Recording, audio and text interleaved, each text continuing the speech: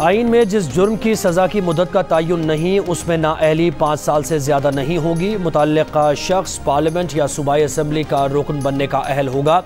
Election act में तरमीम senate से कसरत राय से मंजूर। अहलियत और नाअहली से मुताल्लिक़ इलेक्शन एक्ट की सेक्शन 232 में तरमीम के मुताबिक अहलियत और नाअहली का तरीक़ाकार और मुद्दत ऐसी हो जैसा आइन के आर्टिकल 62 और 63 में फराहम की गई है। जहाँ आइन में इसके लिए कोई तरीक़ाकार या मुद्दत नहीं, वहाँ इस एक्ट की दफ़ात लागू होंगी। इलेक्शन एक्ट की सेक्शन 57 में तरमीम के मुताबिक इलेक्शन कमीशन आम इंतखाबात की तारीख या तारीखों का ऐलान करेगा। इलेक्शन कमीशन इलेक्शन प्रोग्राम में तरमीम कर सकेगा, नया इलेक्शन शेड्यूल या नई इलेक्शन तारीख का ऐलान कर सकेगा।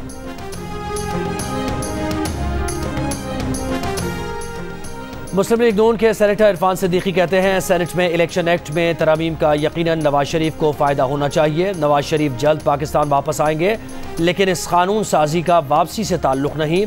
सुप्रीम कोर्ट ने कहा था कि आइन ताहयात नाअहली पर खामोश है। अब कानून साजी कर दी गई है, जिसका PTI को भी फ़ायदा होगा।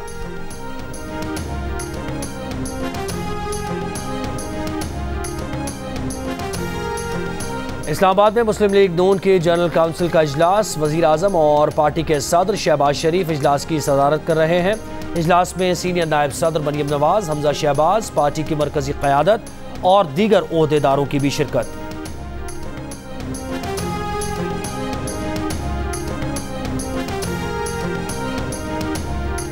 वज़ीर आज़म शहबाज शरीफ से PDM के सरबराह मौलाना फजल रहमान की मुलाकात, सियासी और मुल्की सूरत हाल पर तबादला ख्याल। मुलाकात में वफाकी वज़ीर मवासलात मौलाना असद महमूद भी शरीक थे।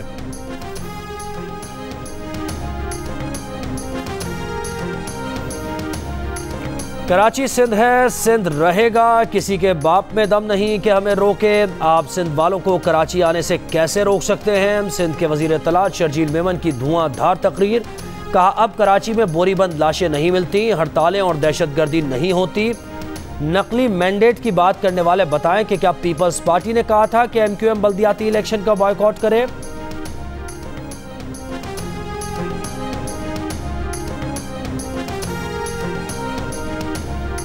समंदरी तूफान बेपरजॉय गुजरने के बाद केटी बंदर और बदीन के साहिली इलाकों में हर तरफ पानी और कीचड़। घरों को वापस जाने वाले माहीगीर और मकामी अफराद परेशान। कहते हैं घर डूब गए, गुजारा कैसे होगा। बदीन के देहात में मुतासरीन ने तबाह हाल कच्चे घरों की मरम्मत शुरू कर दी। गांव अहमद राजू में ख़वातीन के लिए पानी में डूबे बावर्ची खाने में खाना पकाना इम्तिहान बन गया। मुतासरीन घरों का सामान समेटने में मसरूफ़। मिट्टी, इस्लामकोट, छाछरो, डीपलो में, नंगर पाकर में तेज़ हवाओं के साथ बारिश। नशेबी इलाके ज़ेरियाब। हैदराबाद में बारिश से बिजली की फराहमी का निज़ाम दरहम बरहम। माहिरीन मौसमियात का कहना है कि सिंध और मकरान के साहिली इलाकों में तुग़यानी रह सकती है।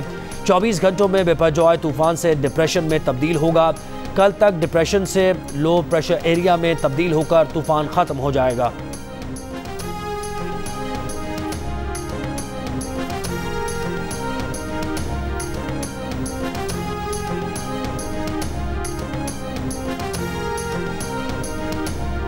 समंदरी तूफान गुजरने के बाद कराची और बलूचिस्तान के साहिल पर समंदर मामूल पर आ गया। कराची कमिश्नर की शहर में इम्तिहानात और दीगर सरगर्मियाँ मामूल के मुताबिक बहाल करने की हिदायत। महकमा मौसमियात की माहीगीरों को कल तक खुले समंदर में न जाने की हिदायत। सिविल एविएशन का कहना है कि कराची, सक्खर, मोइंजोदड़ो और नवाबशाह एयरपोर्ट्स पर हवा की रफ्तार 30 नॉट्स होने पर लैंडिंग या टेक ऑफ की इजाज़त नहीं होगी। महफूज हवाई सफ़र से मुताल्लिक़ CAA का नोटिस जारी। नोटिस आज रात 12 बजे तक नाफिज रहेगा।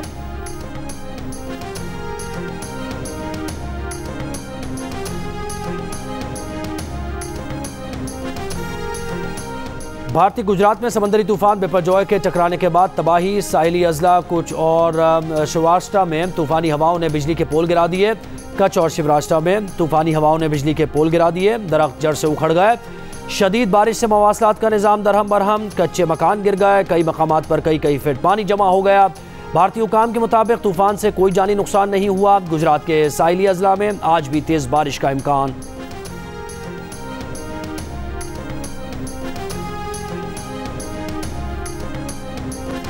नून लीग के रहनुमा शाहिद खान अब्बासी कहते हैं कि अगर नवाज शरीफ इलेक्शन लड़ने के अहल हैं तो उम्मीदवार होंगे। अक्टूबर में इंतखाबात हो जाएंगे।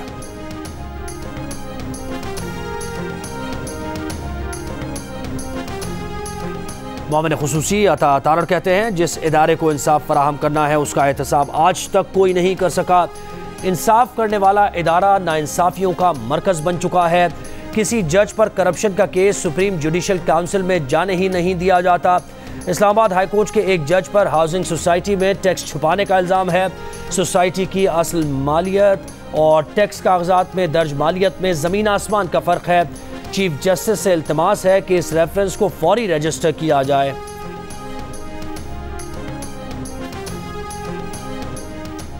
पाक भारत ताल्लुकात में पेशरफ्त के लिए भारत को अमन की राह में हायल रुकावटों को हटाना होगा। कश्मीर का स्टेटस भी वापस बहाल करना होगा। वज़ीर ख़ारजा बिलावल भुट्टो ज़रदारी का इस्लामाबाद में तकरीब से खिताब।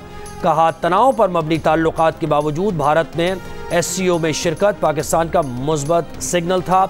अगले माह होने वाले SCO इजलास में वर्चुअल शिरकत का जायज़ा ले रहे हैं। पाकिस्तान ब्लॉक्स की सियासत का मुखालिफ है। तमाम बड़ी ताकतों से अच्छे ताल्लुकात के ख्वाहिशमंद हैं।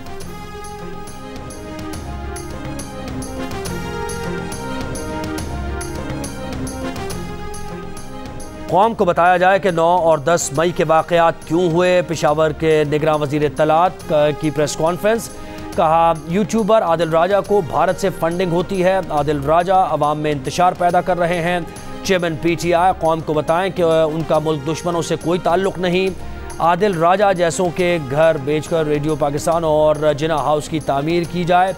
पुरतशद्दुद मुजाहरे में ज़मानत मिलने वालों से मुताल्लिक़ अपील्स दायर करेंगे।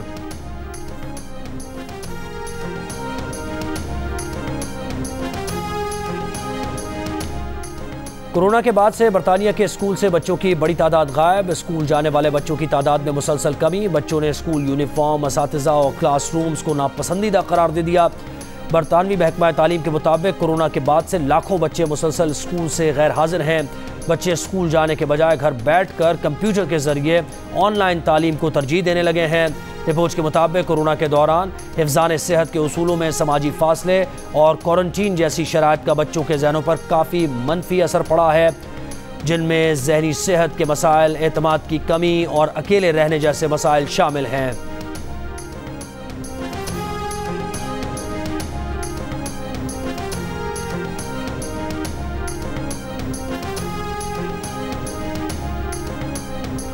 और मेलबर्न में इंटरनेशनल रेसलिंग फाइट में पाकिस्तान के आसिफ हज़ारा ने बॉक्सिंग फाइट जीत ली। आसिफ हज़ारा ने थाईलैंड के बॉक्सर को शिकस्त दी।